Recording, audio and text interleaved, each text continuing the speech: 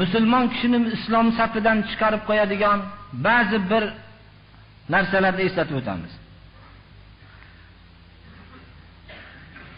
Shirk bilib olishimiz kerakki, la in ashrakta la yahbatanna amaluk. Shirk amali sodir bo'lgan kishining amali habata bo'lishiga shak shubha yo'q. Alloh subhanahu va taolo Habibul alamin Rasululloh sallallohu alayhi vasallamga xitob qilib, agar siz shirk keltirsangiz, amalingiz habata bo'lishiga shak shubha yo'q deyapti. Boshqa odam hech qanday Allohga yaqinligi yo'q. Kim bo'lishligidan qat'iy nazar. Walaw ashraku la habita anhum ma kanu ya'malun. Agar shirk keltirishsa, qilgan amallari habata bo'ladi. Islomni safidan chiqarib qo'yuvchi amallarning bittasi mana Allohning ibodatidagi shirk. Alloh subhanahu va taolo innalloha la yaghfiru an yushraka bihi va yaghfiru ma duna zalika liman yasha. Alloh o'ziga sharik qilinishligini kechirmaydi. Undan boshqa gunohni xohlagan bandasinikini kechiradi. Innahu man yushrik billah faqad harrama Allahu alayhi al-jannata wa ma'wahu an-nar wa ma lil-zalimin min ansar. Kim shirk keltirgan bo'lsa Allohga, Alloh unga jannatni harom qilgan. Uning joyi do'zax. Bunday zolim bo'lgan mushriklarga hech qanday yordamchi yo'q.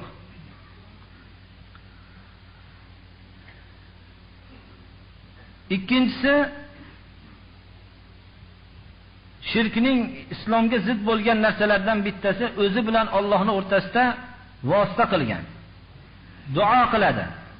Bir narsalarni so'raydi, shafoatni so'raydi va tavakkul qiladi. Shu narsalarga tavakkul qiladi.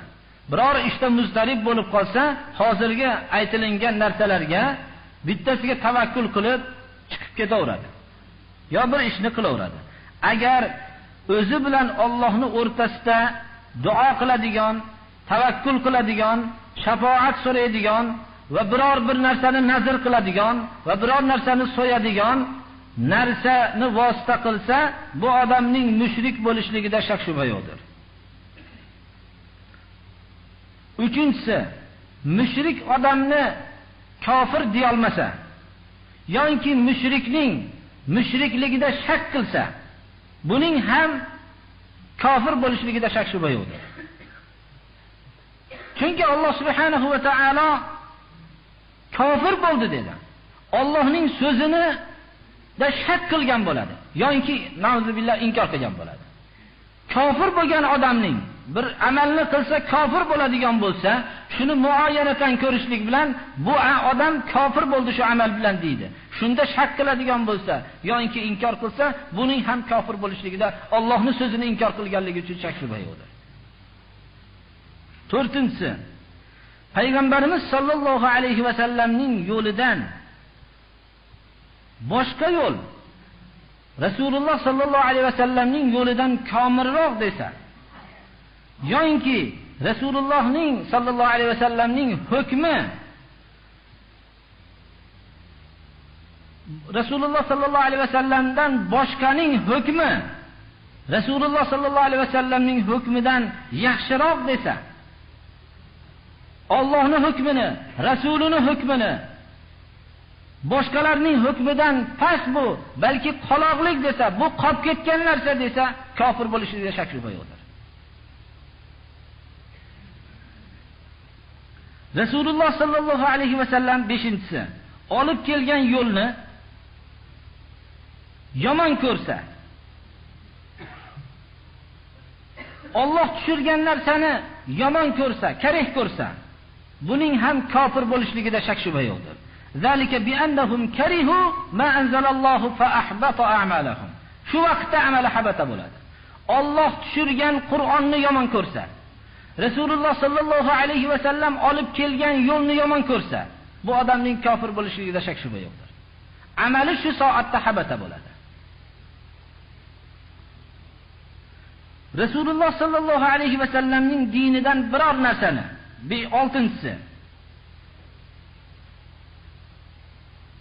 Alloh subhanahu va taolo mu'minlarga qilgan savob va'dasini, kofirlarga buni qo'rqitgan va'id azobini masxara qilsa,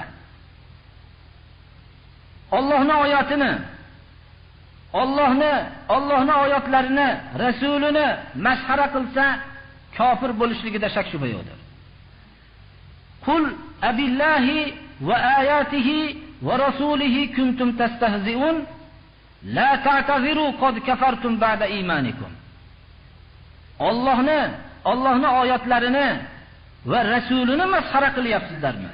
Sizlarga masxara qilinadigan hayotda hech narsa qolmasdan Allohning oyati va rasuli qoldimi?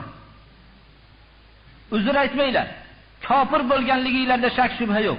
Avval iymonda edinglar, shundan keyin sizlar kofir bo'ldinglar. Mana bu dalil bo'ladi bizga. Shuning uchun Rasululloh sallallohu alayhi va sallamning sunnatlarini masxara qilishlikdan ehtiyot bo'lmoqlik kerak, birodarlar. Agarchi o'zi qilmayotgan bo'lsa ham masxara qilib qo'yishlikdan, moddiy falsafaning ta'siri ostida ko'ziga Rasululloh sallallohu alayhi va sallamning sunnatlari xunuk ko'rinib qolishligidan ehtiyot bo'lmoqlik kerak. Biror bir kishi misvok tutayotgan bo'lsa, misvok sunnati muakkadaligida shak shubha yo'q. Agar shu misvokni og'ziga bir yog'ochli yo boshqa narsani qilyapti, masxara qilishlikdan ehtiyot bo'lmoqlik kerak. Boshqa sunnatlarni ham o'zi qilmayotganligini, nuqsoni haqida fikr qilsin, boshqa odamning qilayotgan sunnatini masxara qilishlikdan ehtiyot bo'lmoqlik kerak. Bu Payg'ambarimiz sollallohu alayhi va sallam buyurgan bo'lgan sunnatlardan. Misvok agar ummatimga mashaqqatga solib qo'yishlik xayoli bo'lmaganda, ularni misvokka buyurdim va xufton namozini kechaning 3dan 1-qismiga tugaganda o'qishga buyurdim derdi. Shuning uchun agar ba'zi ulamolar masxara qilgan kishining kofir bo'lishligida shak shubha yo'q deb tafsir qilishganlar. Ba'zilar ehtiyot tomonini olib va rasulihini o'ziga payg'ambar haqida ketyapti gap deyishganlar. Shuning uchun ehtiyot bo'lmoqligimiz kerak, birodarlar. Chunki biz islomni masxara qilingan tuzumda o'sdik. Shuning ta'siri, bizda bu zaharning ta'siri bor, birodarlar. Shuning uchun payg'ambarimiz sollallohu alayhi vasallamning biz otalarimizda ko'rmagan sunnat yoki boshqa narsani sahih hadislar bilan sabit bo'lgan sunnatni masxara qilishlikdan nihoyat darajada ehtiyot bo'lmoqligimiz kerak. O'zi hayotimizning hammasi xatodan tashkil topgan. Biz bunga o'zimizning xatoyimizni hisobga olishligimiz o'zi yetadi. Bu aqidaviy masaladir. 7-si sehr. Sehr qilgan odamning kofir bo'lishligida shak shubha yo'qdir. Shu jumladandir va minhu sarfu val atfu. Ya'ni biz isma va sovutma deymiz. Bir narsani, yomon ko'rgan narsani yaxshi ko'rsatishlik uchun harakat qilinib, bir jinkashlik va boshqa bir g'aybiy yo'llar bilan, har xil mana sehrgarlar qiladigan yo'llar bilan qilish yoki bir narsani ko'nglini sovutishlik uchun biror amalni qilishlik, bu kufrdir. Qur'oni Karim va ma yu'allimani min ahadin hatta yaqula innama nahnu fitnatun fala takfur deb mana shu oyat bizga dalil bo'ladiki, sehr bu kufrligida shak shubha yo'qdir. 8-si mushriklarga yordam berish musulmonning zarariga. Musulmon kishini zararlanadigan suratda mushrikka, kofirga yordam berishlik bu kufrdir. Ya'ni yordam berish oshkora, majburlanmasdan o'z ixtiyori bilan musulmonning zarariga yordam berishlik bu kufrdir, birodarlar. Va man yatawallahum minkum fa innahu minhum. Innalloha la yahdil qawmaz zolimin. 9-si ba'zi kishilarga Muhammad alayhisalomning shariatidan chiqish mumkin deb e'tiqod qilsa, nauzubillah, kofir bo'ladi. Ya'ni ba'zi odamlar bir maqomga yetsa namoz o'qimay tursa bo'laveradi, yoki ba'zi ro'zani tutmay tursa bo'laveradi deb uzrsiz. Shunday Rasululloh sallallohu alayhi vasallamning shariatidan tashqariga chiqishlik mumkin deb e'tiqod qiladigan bo'lsa, ba'zi kishiga nisbatan mumkin desa, mana ko'proq umumiy xalqlarning o'rtasida bu kishi yetishgan valiyulloh darajasiga borgan bu kishi endi ba'zi amallarni, shariatda hukmlarni qilmasa ham bo'laveradi desa kofir bo'ladi. Rasululloh sallallohu alayhi va sallam eng katta valiyulloh shu kishilar.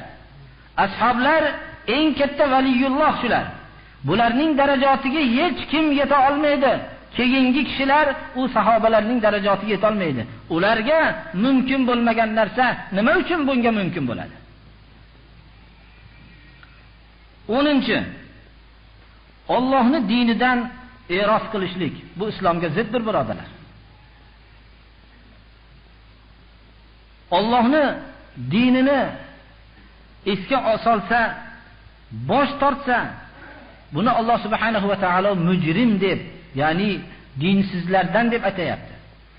Va man azlamu mimman zukkira bi ayati rabbih, Rabbining oyatlari esga solinsa-yu, summa a'rada anha, bundan yuz o'girsa, inna minal mujrimina muntaqimun. Bunday mujrimlardan intiqom olamiz. Kimdan Alloh subhanahu va taolo intiqom oladi? Albatta dinsiz odamdan intiqom oladi. Shu narsalarni birodarlar, hozir islomga,